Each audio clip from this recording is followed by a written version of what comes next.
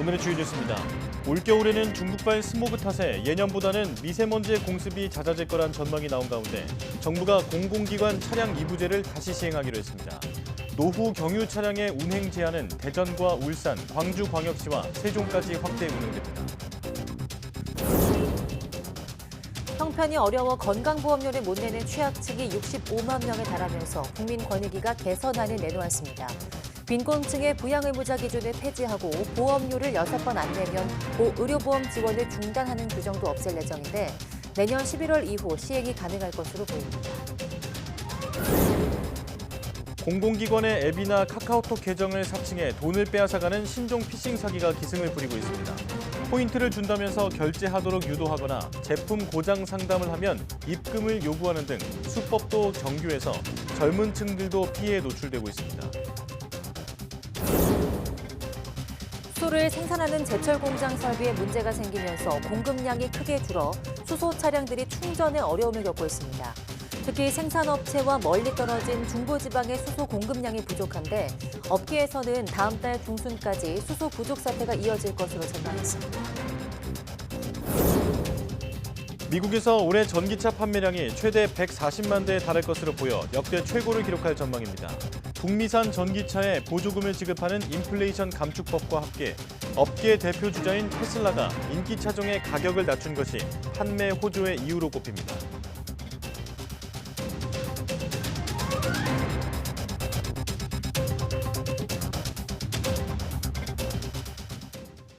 여러분 안녕하십니까? 사이언스 투데이 시작합니다. 정부가 미세먼지를 줄이기 위한 대책으로 코로나 시국 때 잠시 중단됐던 공공기관 차량 2부제를 다시 시행하기로 했습니다. 노후 경유 차량의 운행 제한은 대전과 울산, 광주광역시와 세종까지 확대 운영됩니다. 이승배 기자입니다. 이맘때쯤이면 추위만큼이나 가장 신경 쓰이는 게 바로 미세먼지입니다. 수도권에는 벌써 미세먼지와 초미세먼지 주의보가 동시에 내려졌습니다. 인천에는 초미세먼지 농도가 세제곱미터당 144 마이크로그램까지 치솟았고 서울도 122 마이크로그램으로 평소보다 4배에서 5배가량 높았습니다. 올겨울에는 중국발 스모그 탓에 예년보다는 미세먼지 공습이 잦아질 거란 전망도 나왔습니다. 정부가 대책을 내놨습니다. 우선 코로나 때 잠시 중단됐던 공공기관 차량 2부제가 부활합니다. 다만 비상저감 조치가 발령될 때만 발동됩니다.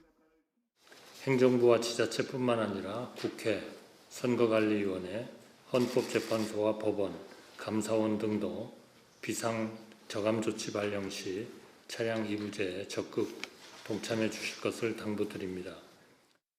배출가스 5등급 차량 운행 제한 지역도 확대됩니다.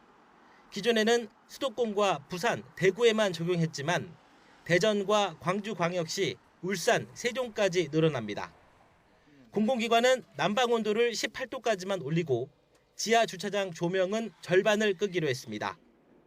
미세먼지 배출이 많은 대형 사업장에 대해선 불법 배출 관리 감독을 강화하고 석탄 발전은 가동을 축소하고 출력을 80%로 제한합니다.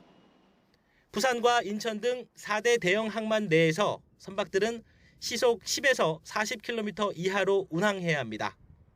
내년 3월 말까지 초미세먼지와 생성물질 감축 목표는 지난해보다 2.3% 줄어든 10.8만 톤, 초미세먼지 평균 농도는 세제곱미터당 1.4 마이크로그램 낮아질 것으로 정부는 기대하고 있습니다.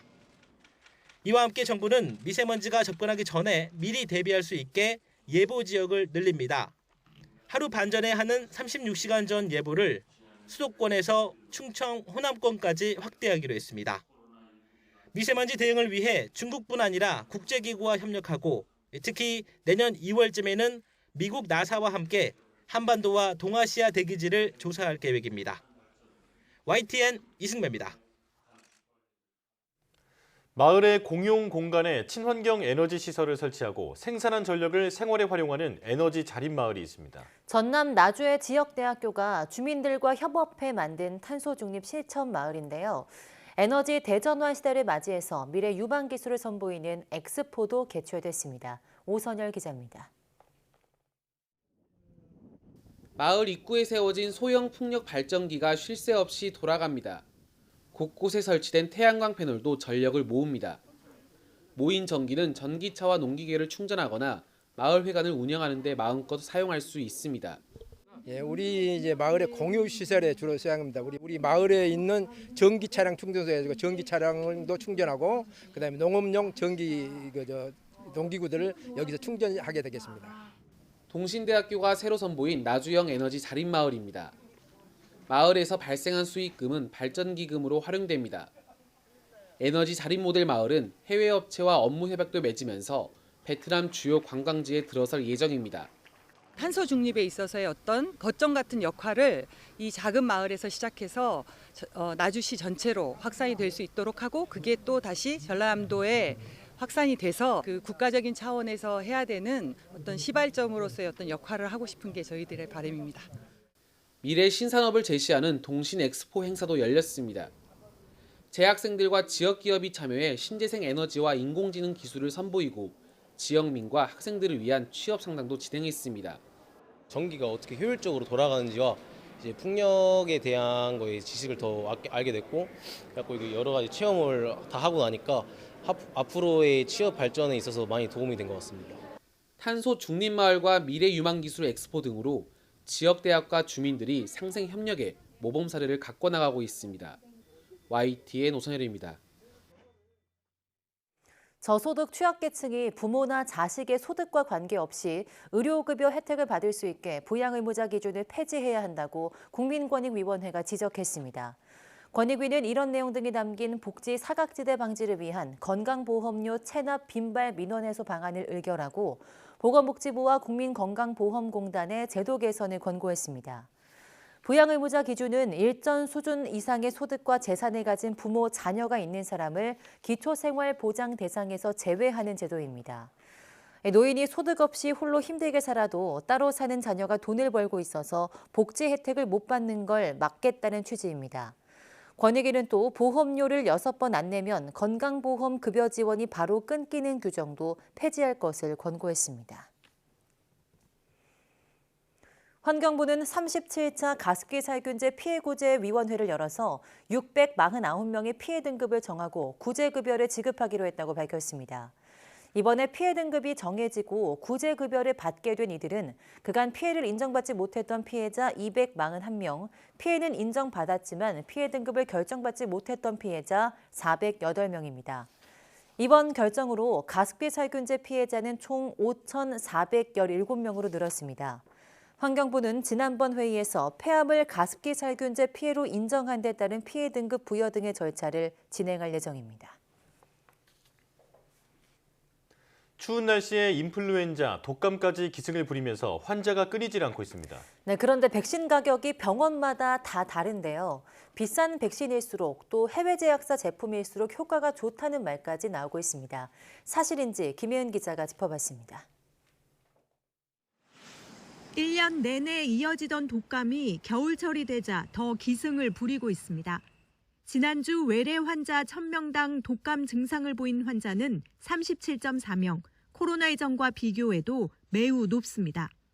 특히 어린이와 학생들의 유행이 심상치 않은데 백신 접종률은 여전히 낮은 상황입니다. 코로나19를 거치면서 자녀들의 백신 접종에 대한 거부감이 생겼다는 분석도 나옵니다. 접종하는 거에 대한 생각이 좀 감수성이 떨어져서 야 그거 뭐 꼭 접종해야 돼? 뭐 이런 생각도 좀 들고 있는 거 아닌가 하는 생각이 듭니다. 올해 독감 백신은 A형과 B형 바이러스를 각각 2종류씩 예방하는 4가를 활용하는데 모두 9개사의 11개 품목이 승인됐습니다. 백신 비용 정보를 담은 애플리케이션을 보면 주변 의료기관의 독감 접종비가 검색되는데 많게는 3만 원이나 차이 납니다. 전문가들은 비급여라 의료기관이 값을 정하기 나름일 뿐 효과는 똑같다고 말합니다. 해외 제약사 제품엔 환율 등이 반영돼 더 비쌀 뿐이지 역시 효과는 같습니다. 백신을 맞았는데도 독감에 걸리는 경우가 있는데 사람마다 면역과 항체 양이 달라섭니다. 이 때문에 굳이 백신을 맞을 필요가 없다고 여길 수도 있지만 중증 예방을 위해선 백신을 맞는 게 좋습니다. 백신을 맞으면 이제 2주 지나면 몸에 항체가 생기게 됩니다. 그러면 우리가 코로나나 이런 독감에 노출이 됐을 때 초기에는 증상이 나타날 수 있지만 그 사이에 몸에 항체가 있는 경우에는 면역 반응이 일어나기 때문에 중증 예방 효과라든지 증상을 약하게 앓을 수 있겠습니다. 이번 독감 백신은 코로나19 백신에 쓰인 mRNA 백신이어서 부작용이 심하다는 말도 나왔는데 아직은 개발 단계입니다. YTN 김혜은입니다.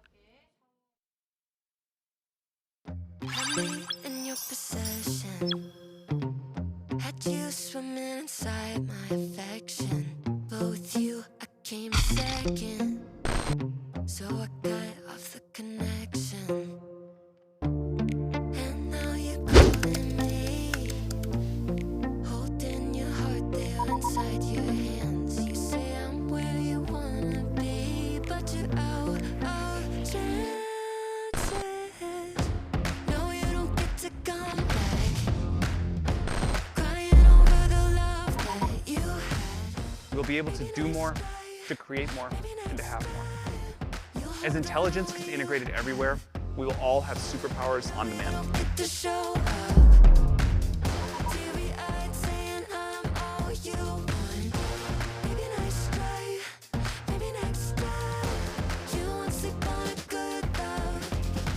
Keep on talking, but I'm already gone. You had your shot, but you went about it all wrong. Tried to pull you in close, eyes were locked on your phone. Now you're sour, 'cause I'm moving on.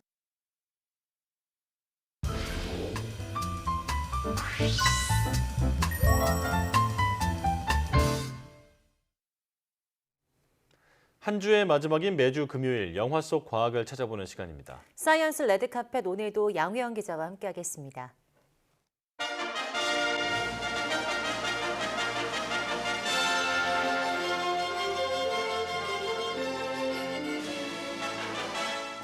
사이언스 레드카펫 양회영입니다.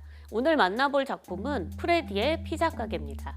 이 동명의 게임을 원작으로 하는데 국내는 물론이고 전 세계적으로도 10대 사이에서 공포 게임으로 아주 유명했던 작품인데요. 키워드와 함께 영화 자세히 알아보겠습니다. 첫 번째 키워드는 밤을 버텨라입니다. 이 작품의 줄거리는 굉장히 단순합니다. 이 폐업한 피자 가게의 야간 경비원으로 일하면서 이 수상한 로봇 인형들의 공격을 버텨내는 거죠. 영화는 이 원작 게임의 설정을 유지하면서도 주인공에게 트라우마와 심리 이런 것들을 넣어서 집중시키도록 했습니다. I have a job for you. Piece of cake, really. 폐업한 피자 가게에서 야간 경비 일을 시작하게 된 마이크. Welcome to Freddy Fazbear's Pizzeria. If you're watching this video, it means you've been selected as Freddy's newest security guard. 겉모습과 달리 가게 내부는 깨끗이 유지되고 있었는데 한때 아이들에게 사랑받았던 마스코트 로봇들도 마찬가지였습니다. Have you met them yet? Met who? Foxy, Bonnie, Chica, and Freddy. 어쩔 수 없이 여동생을 피자 가게에 데려온 뒤 로봇들이 갑자기 살아 움직이는 것처럼 행동하는데요. Ghost children possessing giant robots. 위험을 경고했던 경찰관 바네사와 함께 피자 가게의 비밀에 한 발 더 다가가게 됩니다. Tell me how to stop them. You don't. It's too late.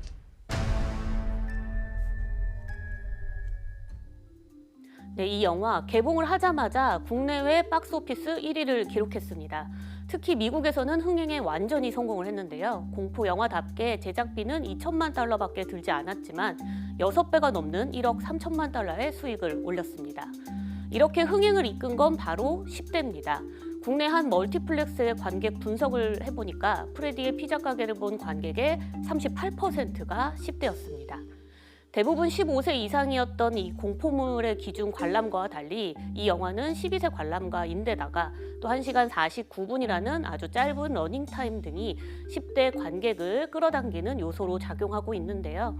10대, 그러니까 MZ세대의 취향을 저격했다라는 평가를 받는 이 영화의 매력, 두 번째 키워드와 함께 좀 더 자세히 알아보겠습니다. 두 번째 키워드는 안 무서운 공포 영화입니다. 이 프레디의 피자 가게는 호러와 엔터테이닝의 합성어인 호러테이닝 무비다 이렇게 불리고 있습니다. 금방이라도 무언가 튀어나올 것 같은 분위기는 나오지만 실제로 깜짝 놀라도 어딘가 조금은 귀엽고 재미있는 느낌이 있거든요.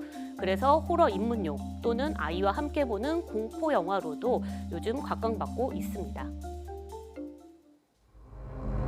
원작 게임인 파이브 나이츠 앳 프레디가 처음 나온 건 2014년입니다.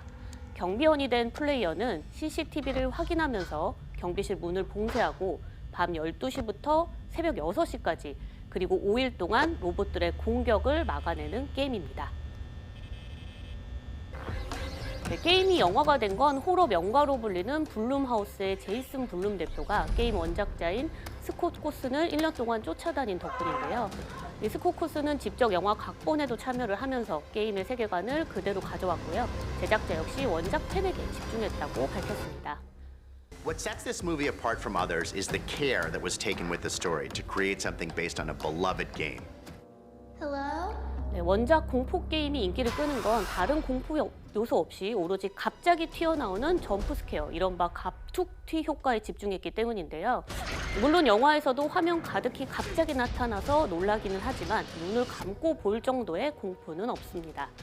특히 또 영화 속 애니메트로닉스 이것들은 다 그래픽이 아니라 실사로 만들어졌습니다.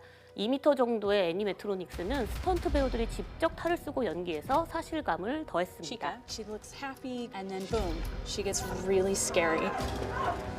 Bonnie is the most aggressive. If there's a time when Freddy should be scary or intimidating, he stands tall, the movement is slow and ominous. Sometimes it's the subtlety that really sells the character.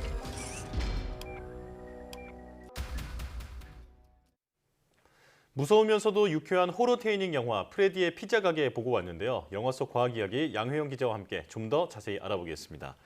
자, 영화 속의 공포의 대상이 바로 마스코트 로봇, 그러니까 애니메트로닉스잖아요. 이게 일반적인 로봇과는 다른 건가요? 네, 이 애니메트로닉스는요, 애니메이션과 일렉트로닉스의 합성어입니다. 그러니까 실물과 흡사하게 만들어진 로봇을 조종을 해서 움직이게 하는 기술인데, 특히나 일반적인 로봇과 달리 사람 외형이 사람 혹은 뭐 동물, 공룡 아니면 인형 이런 모습을 아주 똑같이 본떠서 겉모습을 만들고요. 유압, 뭐 공기의 어떤 방식이나 아니면 뭐 전기의 힘을 통해서 실제로 살아있는 것처럼 움직이게 하는 게 핵심이라고 보시면 됩니다. 네. 우리가 쉬운 예로는 영화 주라기 월드 시리즈가 있어요. 네. 여기에 나오는 공룡들이 사실 CG가 아니라 다 직접 만들어진 공룡이거든요. 이때 들어간 기술이 이 애니메트로닉스인데요.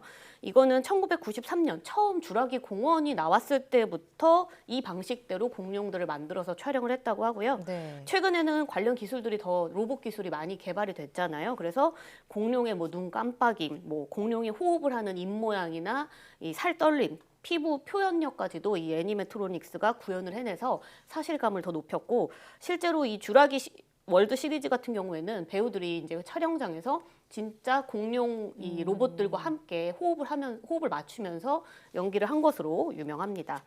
이건 이제 영화 속의 애니메트로닉스의 기술은 영화 밖에서도 또 우리가 볼 수 있는데, 흔히 이 주라기 월드 전시도 그렇고요. 우리가 과학관 같은 데 가면 공룡들이 움직이는 거를 볼 수 있거든요. 네. 이런 이 로봇들이 사실은 이 애니메트로닉스의 기술이 이제 적용이 된 거고, 뭐 놀이기구 우리 탈 때 보면 몇몇 놀이기구들은 이제 기구를 타고 들어가면서 안쪽에 이제 다양한 뭐 장난감들이나 인형들이 튀어나오거나 움직이거나 하는 걸 볼 수 있잖아요. 이것들도 대부분 다 이 애니메트로닉스 기술이 적용된 것이라고 보시면 됩니다. 네, 말씀을 듣고 있으니까 그 영화 촬영할 때 배우들도 CG보다 애니메트로닉스로 하면 더 몰입이 잘 될 것 같다 이런 생각이 드는데요. 네, 맞아요. 그래서 그 아무래도 이게 애니메트로닉스가 영화 제작에 많이 사용이 될 것 같아요. 네, 맞습니다. 가장 적극적인 회사가 바로 디즈니입니다. 이 디즈니는 단순히 뭐 영화 안에서만 애니메트로닉스를 사용하는 것이 아니라요. 디즈니랜드라는 테마파크를 가지고 네. 있잖아요. 그래서 네. 여기에서도 확장이 가능하기 때문에 관련 기술 개발을 굉장히 열심히 하고 있습니다. 특히 이 기술 개발을 통해서 디즈니랜드에 오는 사람들이 영화 속에서만 만났던 캐릭터를 현실에서 직접 만나서 우리가 이제 현실과 상상을 이렇게 오가는 느낌을 경험을 해주기 위해서 개발을 하고 있다고 하는데, 요즘 최근 대표적으로 눈에 띄는 이 뭐 캐릭터라고 해야 되죠. 이게 가디언즈 오브 갤럭시에 나오는 베이비 그루트랑 스파이더맨입니다. 네네. 네, 제가 관련 영상을 좀 준비를 해왔는데요. 네. 네, 지금 보시는 게 베이비 그루트죠. 영화 속 한 장면 같지만 이거는 실제로 만들어진 로봇입니다. 아장아장 걷는 모습이 뭐 영화 속에 나오는 한 장면이라고 해도 믿을만하죠. 예. 네, 이 디즈니 테마파크의 설계와 구축을 담당하는 디즈니 이매지니어링이라는 곳이 있는데 여기에서 몇 년 동안에 걸쳐서 이 그루트 로봇을 애니메트로닉스 기술로 개발을 했습니다. 지금 보시면 이렇게 다리가 한 쌍의 다리가 움직이는 거에서부터 로봇 개발을 시작을 했고요.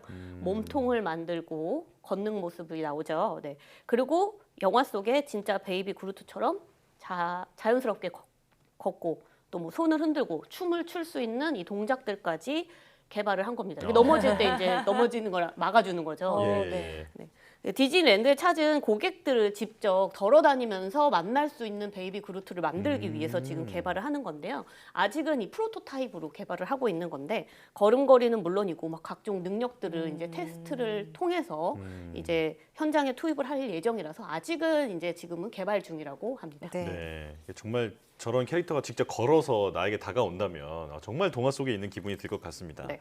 자, 그리고 조금 전에 스파이더맨에서도 애니메트로닉스가 적용됐다고 하셨잖아요. 네. 근데 영화 속에 나오는 대부분의 모습이 CG라고 알고 있는데 아닌가요? 네, 영화는 맞고요. 영화는 이제 대부분 CG와 배우들이 연기를 하는 스턴트 연기가 맞고요. 제가 말하는 이 스파이더맨의 애니메트로닉스는 이 디즈니랜드에서 만날 수 있는 겁니다. 이 미국에 있는 이 캘리포니아 디즈니랜드 어드벤처의 영상을 제가 하나 가져왔는데 이것도 역시 함께 보시면서 설명을 하겠습니다. 네. 네, 지금 영상을 보실 건데요. 이 스파이더맨이 진짜 사람이 연기하는 스파이더맨이 있고요. 이 영상 속에 애니메트로닉스도 섞여 있습니다. 지금 저건 로봇이었던 거겠죠?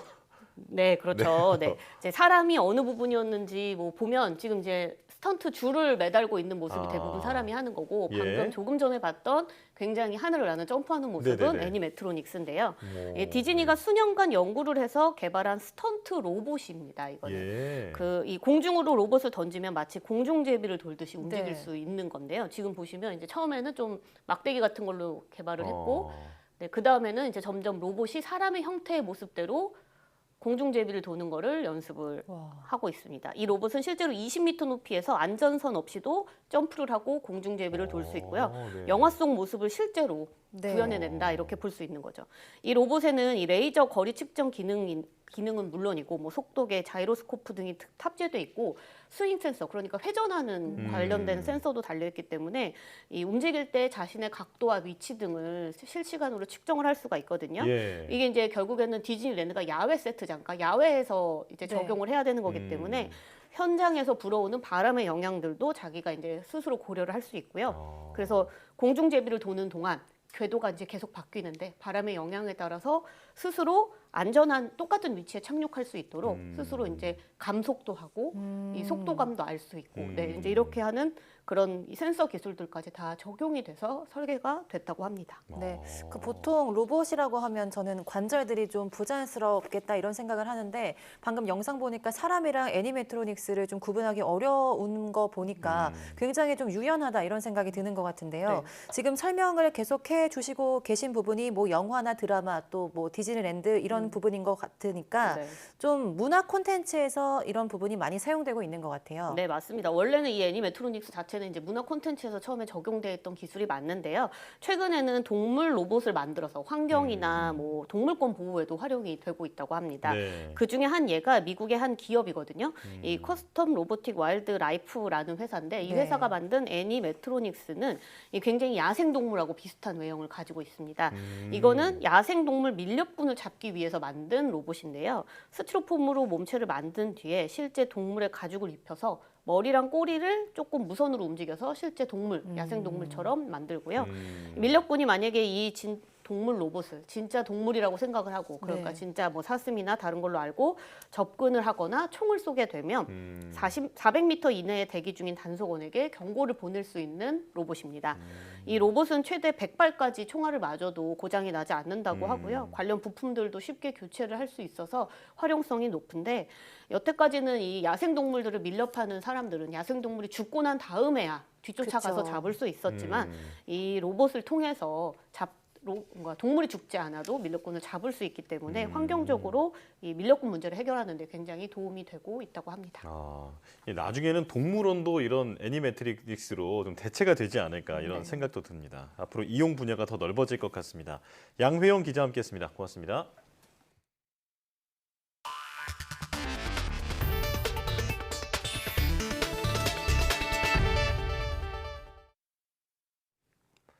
북미산 전기차에 보조금을 지급하는 인플레이션 감축법의 영향으로 미국에서 전기차 판매가 사상 최대치를 기록할 전망입니다. AP통신에 따르면 미국에서 올해 전기차 판매는 전체 승용차 판매량의 9%를 기록하며 역대 최고 수준에 이를 것으로 관측됐습니다. 이는 전체 신차 매출의 7.3%를 차지했던 지난해와 비교해도 상승한 수치입니다. 특히 올해 연간 전기차 판매는 처음으로 100만 대를 넘긴 130만에서 140만 대 수준에 이를 것으로 예상됩니다. AP는 미국에서 전기차 판매 호조의 결정적 이유는 가격 인하라며 업계를 리드하고 있는 테슬라가 인기 차종 제품 판매가를 낮추며 다른 자동차 제조업체들로 연쇄 효과가 발생했다고 설명했습니다. 요즘 수소 차량이 충전에 어려움을 겪고 있습니다. 서울, 경기를 포함해 강원, 충청 등 중부 지방에서 특히 더 그런데요. 수소를 만들어내는 제철 공장 설비에 문제가 생기면서 공급량이 크게 준 데다 유통 구조에도 문제가 있다고 합니다. 지환 기자입니다. 강원도에 있는 수소 충전소입니다. 재고, 소진, 단축 운영한다는 공지가 붙었습니다. 이튿날 다시 찾은 충전소. 이른 아침부터 차량이 길게 줄을 섰습니다. 수소 공급 차량을 튜브 트레일러라고 하는데 아침에 한 대가 도착했습니다. 사흘 만에 충전소 문이 열리며 충전소 앞은 이렇게 차량들로 쭉 줄을 잇고 있습니다. 하지만 차량마다 딱 3kg, 그것도 하루 62대만 충전할 수 있는 제한 충전을 진행하고 있습니다. 가득 채우려면 5에서 6kg은 넣어야 하는데 절반 정도. 꼭두새벽 나와 여기저기 뱅뱅 돌며 서너 시간 기다린 운전자들은 답답합니다. 안에 넣으시는 거예요? 2시간 기다렸네요. 2시간 기다리셨어요? 네. 장거리 가세요? 장거리 가야 돼가지고 내일. 그럼 어제 이제 운전 못 하실 뻔한 거네요? 그쵸. 차를 어떻게 놔두고 다니셨어요? 어떻게 하셨어요? 그렇죠. 어디 밖에 야외 나가고 싶어도 못 나가고 수소 원만하게 돌아가지 않으니까. 충전소가 문을 닫고 제한 충전을 진행하는 건 공급 부족 때문. 부생 수소를 공급하는 당진출하센터에서 수소를 받지 못하고 있습니다. 생산업체 가운데 하나인 현대제철 공장 압축기 설비에 문제가 생기며 생산량이 줄었기 때문입니다. 삼척이나 평택 등 다른 지역에서 생산한 계질 수소로 버티고 있지만 역부족입니다. 당진에서 지금 나올 수 있는 양은 너무 제한적이어서 지금 뭐 서산이나 아니면 평택 이런 쪽에서 저희도 공급을 받고 있습니다. 유통 구조도 문제입니다. 수소 생산업체들이 남부권에 몰려 있다 보니 물류비 문제 등이 겹쳐 중부지방은 공급 우선순위가 뒤로 밀리곤 합니다. 수소 에너지 네트워크는 최근 서울, 경기, 인천 등 수도권과 강원, 충청 지역에 대한 충전소 단축 운영을 공지한 상황. 업계에서는 다음 달 중순까지 수소 공급 부족 사태가 이어질 것으로 보고 있습니다. YTN 지환입니다. 전기차 택시가 건물로 돌진해 택시와 건물이 순식간에 불길에 휩싸인 사고가 부산에서 있었는데요. 심하게 다친 운전자가 택시에서 내리지 못하고 있었는데 불길을 보고도 주저없이 달려온 시민이 소중한 생명을 구했습니다. 차상은 기자입니다.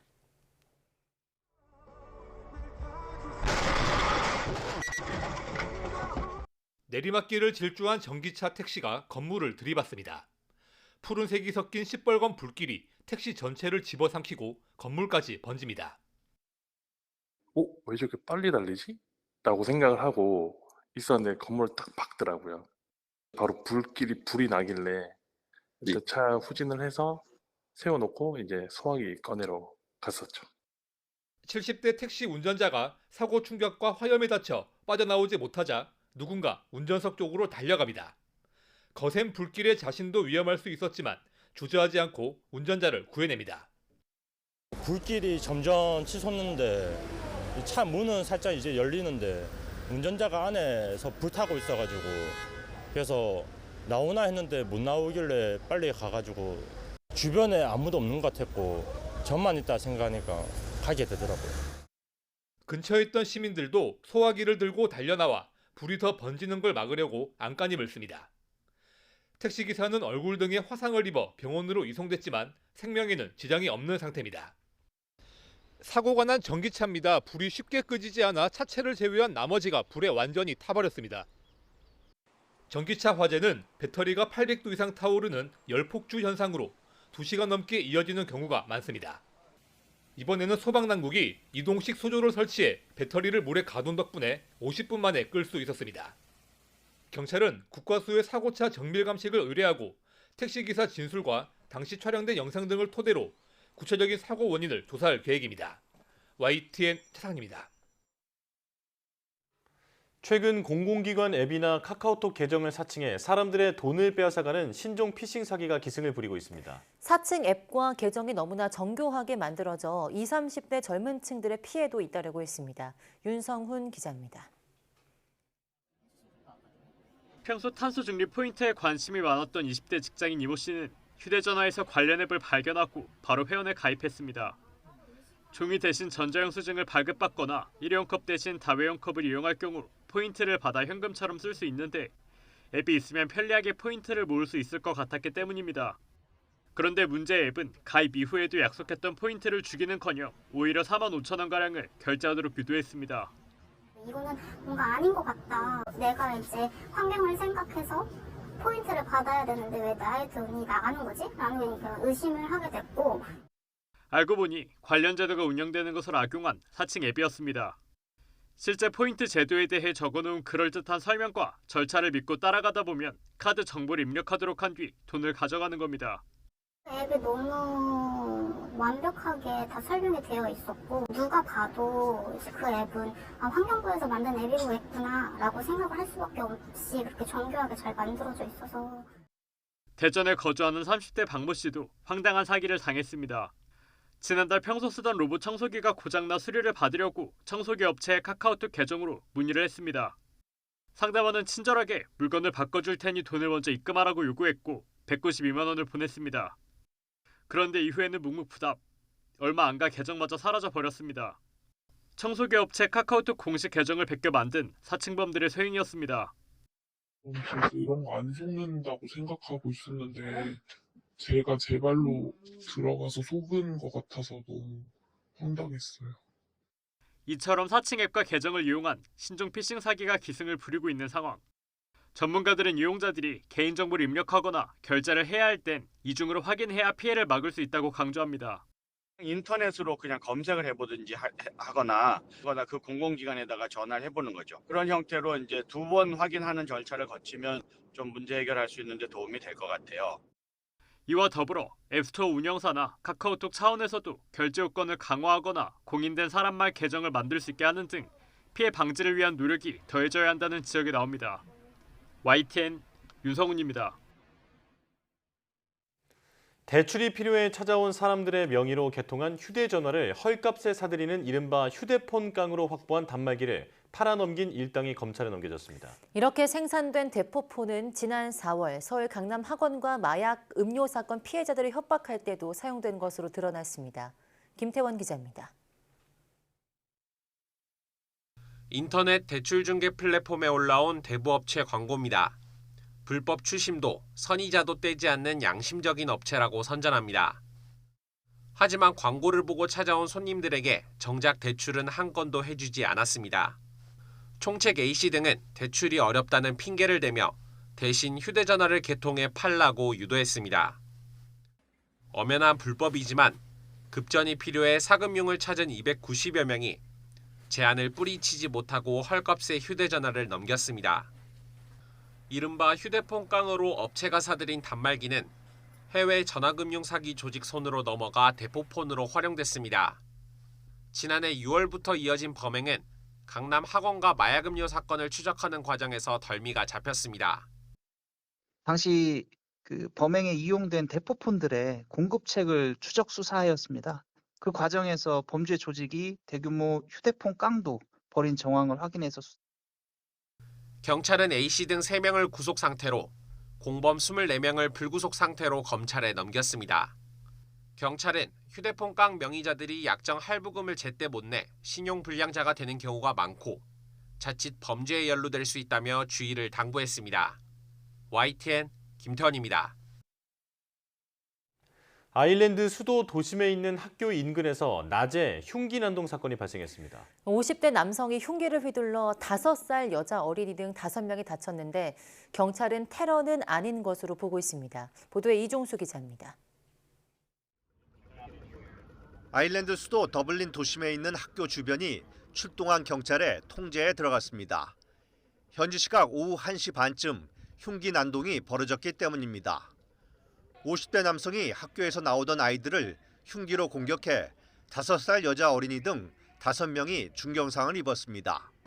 These casualties include 3 young children, an adult female and an adult male. One girl aged 5 years has sustained serious injuries and is currently receiving emergency medical treatment. 체포된 50대 남성 용의자도 중상을 입어 치료받고 있습니다. 흉기 난동 당시 주변에 있던 시민들이 경찰과 구급대가 올 때까지 이 용의자를 막고 있었습니다. We would applaud those members of the public for getting involved in such a traumatic and potentially dangerous situation for themselves. 범행 동기를 파악 중인 경찰은 이번 사건이 테러와 무관한 것으로 보고 있습니다. 흉기 난동으로 5살 소녀가 중상을 입었다는 소식에 일부 시민들이 경찰에 폭죽을 쏘며 폭력 시위를 벌였습니다. 아일랜드 법무장관은 얼굴을 가린 다수 시위 참가자들이 경찰차와 버스 등에 방어하며 과격 시위를 벌이자 더 이상 용납하지 않겠다며 강경 대응 방침을 밝히기도 했습니다. YTN 이종수입니다.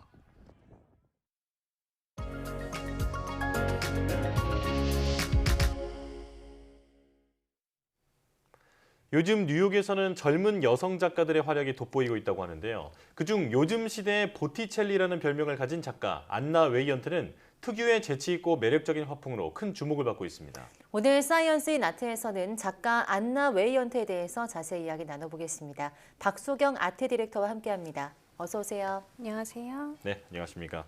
자, 오늘 소개해 주실 안나 웨이언트, 젊은 나이인데도 벌써부터 아주 유명한 작가라면서요. 네, 맞습니다. 요즘 뉴욕 미술시장에서는 젊은 여성 작가들이 굉장히 전성기를 이루고 있는데요. 그중에서도 바로 안나 웨이언트라는 작가가 있습니다. 1995년생의 젊은 나이로 현재 해외에서 굉장히 떠오르고 있는 작가입니다. 이 안나 웨이언트는 세계적인 갤러리죠. 가고시안 갤러리와 2022년에 전속 계약을 맺기도 했고요. 같은 해 5월에 경매에 출품됐던 작품이 한화 약 21억 원에 낙찰되면서 화제가 됐습니다. 근데 또 놀라운 점은 그로부터 얼마 안 된 11월에 또 한 번 경매에 출품을 했는데요. 이 한화 약 19억 6천만 원에 낙찰되면서 또 한 번 크게 이슈가 됐습니다. 사실 이렇게 젊은 작가의 작품이 자주 높은 금액에 낙찰이 되는 게 흔한 일은 아니기 때문에 이 안나 웨이언트의 이름이 점차 세계적으로 알려지게 된 겁니다. 네, 저희 사이언스 인 아트에 나온 작가 중에 가장 최연소 작가가 아닐까 싶은데요. 안나 웨이언트가 밀레니얼 보티첼리라고 불린다고 하는데 불리는 이유가 있을까요? 네, 우선 세계적으로 굉장히 잘 알려진 거장인 보티첼리는 초기 르네상스 시대를 대표하는 이탈리아 출신의 화가입니다. 네, 특히 보티첼리가 그린 비너스의 탄생의 경우 이 신화적인 주제로 굉장히 아름답고 또 고풍스러운 작품인데요. 이 작품이 당시 이슈였던 것은 이전까지만 해도 고전 신화와 여성의 누드화를 이렇게 큰 스케일로 다루는 경우가 없었고요. 또 작품 속의 상징성과 시각적인 매력도 뛰어났기 때문입니다. 네, 오늘 다루는 안나 웨이언트의 작품 또한 처음 마주하면 뭔가 고전적이다, 또 고풍스럽다 같은 그런 느낌이 드는데요.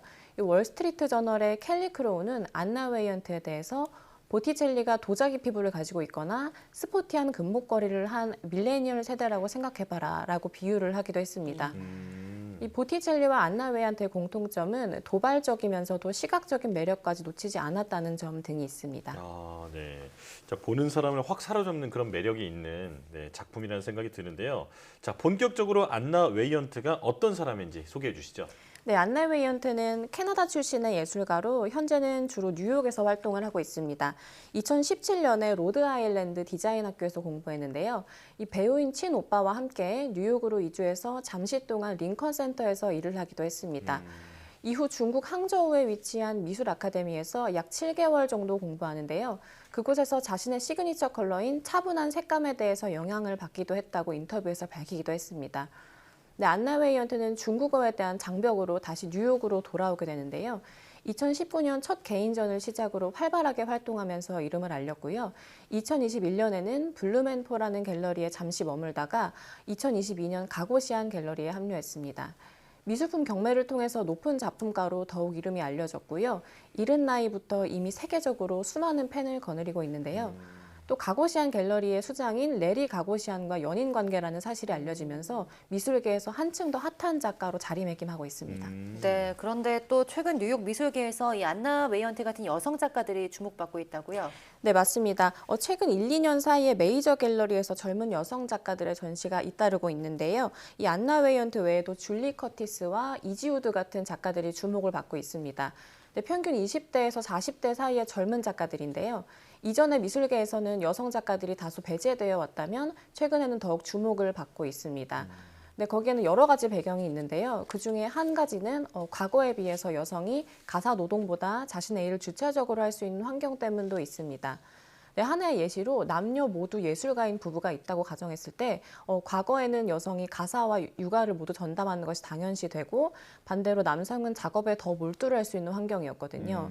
네, 실제로 많은 부부 예술가들이 그런 포지션이었었고 대부분의 남성은 계속 작업을 하지만 여성은 작업을 중단하고 가정을 돌보면서 남편을 서포트하는 형태가 많았습니다. 네, 하지만 최근에는 과거의 남성 지배적인 환경에서 벗어나서 좀 더 주체적인 여성들이 많아진 환경이죠. 네, 이런 시대적인 배경도 함께하면서 여성 작가들이 더욱 역량을 펼칠 수 있고 또 재능을 일찍부터 알아봐주는 갤러리도 많아졌다고 볼 수 있습니다. 네, 때문에 최근 뉴욕의 미술계에서는 여성 작가들이 주목받는 것은 일시적인 현상이라기보다는 동시대의 변화에 맞는 흐름으로 해석을 할 수 있습니다. 네. 자, 그렇다면 밀레니얼 보티첼리라고 불리는 안나 웨이언트의 대표작도 몇 가지 소개해 주시죠.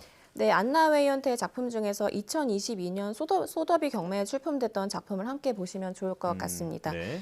22년 5월에 뉴욕 소더비 경매에 안나 웨이언트의 펄링 우먼이라는 작품이 출품됐는데요. 당시 162만 3천 달러, 즉 한화 약 21억 원에 낙찰이 되어서 크게 화제가 됐습니다. 이 밀레니얼 보티첼리라고 불리는 만큼 안나의 작품 속에 등장하는 인물들은 하나같이 고전적인 매력과 또 현대적인 세련미를 동시에 담고 있습니다. 그러면서도 안정된 모습보다는 어딘가 불안정한 분위기가 더 궁금증을 유발하는데요. 이 작품에서는 계단에서 떨어지고 있는 듯한 여성이 묘사되어 있습니다. 놀라서 눈을 크게 뜨고 입을 벌리고 있는데요. 계단 위로 머리카락이 흘러내리고 있습니다. 계단에서 넘어졌던 경험 다들 한 번씩은 있으실 텐데요. 그때의 공포감을 캔버스 안에 가득 채운 작품입니다. 또 동시에 약간 드러난 가슴과 또 놀란 표정 등의 안나는 특유의 위트와 장난기를 담았는데요. 네, 이처럼 안나 웨이언트는 작품에 소녀 시절의 가벼운 트라우마를 담았습니다. 네, 소녀 시절의 가벼운 트라우마를 담았다 이렇게 말씀을 해주셨는데요. 그럼 주로 작가의 어린 시절을 소재로 그림을 그릴까요? 네, 안나 웨이언트는 어린 시절 그러니까 대부분의 여성들이 소녀일 때 공통적으로 겪는 경험에 대해 주목을 하는데요. 예를 들면 외모를 가꾸거나 유지하기 위해서 했던 노력 같은 것들을 한층 기괴하면서도 유머러스하게 작품에 담아내는 겁니다. 안나는 인터뷰에서 이런 이야기를 했는데요. 억지로 어리석은 행동을 막을 수는 없습니다. 발렌시아가 드레스를 입고 샴페인 잔을 들고 있더라도 계단으로 고꾸라질 가능성은 충분히 있습니다. 네, 이처럼 안나 웨이언트 작품은 침울하고 비극적인 분위기에 자신만의 장난기를 불어넣어서 더 매력적으로 재탄생시키는 게 시그니처라고 볼 수 있습니다. 네. 자, 그런가 하면 그 존 커린이라는 작가의 영향을 이 안나 웨이언트가 많이 받았다라고 하던데 존 커린은 누군가요? 네, 존 커린은 1990년대 초상화 장르를 새롭게 재해석했던 작가로 유명한데요. 1980년대부터 미디어 아트가 성행하면서 상대적으로 회화 영역에 대한 주목도가 떨어지기도 했던 때입니다. 이때 존 커린은 오히려 초상화 분야를 더 파고들어서 현대식으로 풀어냈는데요. 미화시키는 초상화가 아니라 아름다움과 추함을 조화롭게 섞어서 자신만의 방식으로 그려냅니다. 이에 대해서 존 커린은 나의 동기 중 하나는 누가 봐도 저속하고 아름답지 않은 것을 회화로 아름답게 풀어낼 수 있는지 연구하는 것이라고 했는데요. 예를 들면 포르노 같은 노골적인 주제를 자신만의 해석으로 풀어내는 겁니다. 이 존 커린의 키치한 작업에 대해서 호불호가 갈리기도 하는데요. 안나 웨이언트는 2014년에 존 커린의 작품을 접했을 때 불쾌하면서도 놀라웠다고 이야기하면서 이게 내가 하고 싶은 일이구나 하고 깨달았다고 합니다. 네, 실제로 안나의 작품과 존 커린의 작품을 보면 비슷한 분위기가 느껴지기도 합니다. 예. 그런데 그 말씀하신 것 중에 기억에 남는 게 그 안나 웨이언트가 가고시안 갤러리 수장인 레리 가고시안 연인이다 이렇게 말씀을 해주셨는데 어떤 영향을 주었을까요? 네, 2019년에 열렸던 안나 웨이언트의 첫 개인전에서 레리 가고시안이 처음으로 이제 안나의 작품을 접했다고 알려졌는데요.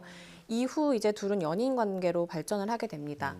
네, 70대의 가고시안과 20대인 안나 웨이언트의 나이차 탓도 있겠지만 무엇보다도 신예 작가와 세계적인 갤러리스트의 만남이었기 때문에 둘의 관계가 안나의 행보에 어떤 영향을 줄지에 대해서도 이목이 집중됐는데요. 이 가고시안은 안나 웨이언트의 작품을 사적으로도 굉장히 좋아해서 자택에 걸어두기도 했다고 하고요. 이 안나를 자신의 갤러리에 영입을 하면서 전폭적으로 지원을 하기도 합니다. 또 한 언론 매체에서는 둘의 관계에 대해서 나쁜 늑대들로부터 그녀를 보호하는 남자, 유명 미술상 레리 가고시안이라고 비유를 하기도 했는데요.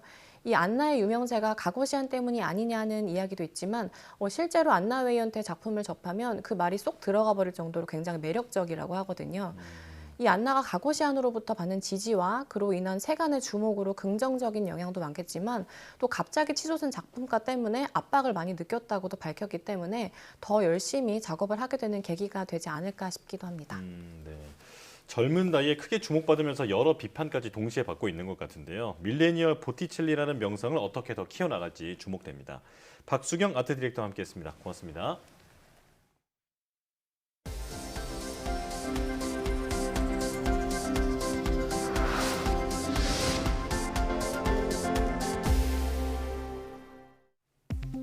주의력 결핍 과잉 행동 장애 ADHD 치료제를 오랫동안 먹으면 심혈관 질환 위험이 커질 수 있다는 연구 결과가 나왔습니다. 스웨덴 카롤린스카 의대 장러 교수팀은 2007년에서 2020년 사이 ADHD 진단을 받고 치료제를 처방받은 27만 8천여 명의 의료 기록을 분석한 결과 이렇게 나타났다고 밝혔습니다. 연구 결과 ADHD 약을 복용한 기간이 1년 늘어날수록 심혈관 질환 위험은 4%씩 높아지는 것으로 확인됐습니다. 특히 ADHD 약을 3년 이상 5년 이하 동안 먹을 경우 심혈관 질환에 걸릴 확률은 27% 이상으로 가장 높았고 이는 어린이와 청소년, 성인에게서 모두 비슷하게 나타났습니다.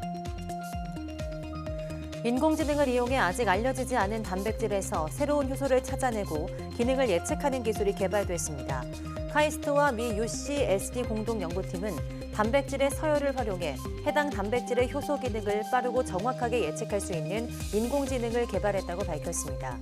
연구팀은 심층 학습 기법과 단백질 상동성 분석을 통해서 단백질 서열의 효소 기능을 예측하는 인공지능 시스템을 만들고 모두 5,300여 종의 효소 고유 번호를 예측하는 데 성공했습니다. 국내 연구진이 홀로그램 디스플레이 상용화의 원인으로 꼽히는 시야각 문제를 해결할 새로운 방법을 찾아냈습니다. 한국전자통신연구원은 홀로그램 영상의 시야각이 영상에서 서로 떨어진 두 점을 구별하는 능력인 영상 분해능에 의존한다는 사실을 바탕으로 시야각을 넓히는 데 성공했다고 밝혔습니다. 홀로그램 디스플레이가 넓은 시야각을 확보하려면 수백 나노미터 해상도의 전자 기록 장치가 필요한데 현재 사용하는 전자 소자의 화소 크기로는 한계가 있었습니다. 과학기술정보통신부와 대한수학회는 올해의 최석정상 수상자로 김종암, 예종철, 김상현 교수를 선정했다고 밝혔습니다. 서울대 김종암 교수는 유체역학 계산 분야의 여러 난제를 수치 해석 기법으로 연구해 산업수학 발전에 기여한 공로를 인정받았습니다. 카이스트 김재철 AI대학원 예종철 교수는 국내 의료 인공지능 분야의 전문가로 다양한 최신 AI 기술을 개척하고 이를 통해 의료 AI 발전과 수학 심층 학습 보급에 기여했습니다. 고등과학원 김상현 교수는 10년간 수학 대중 강연을 이어오는 등 국내 수학 문화 확산에 기여한 공로가 인정됐습니다.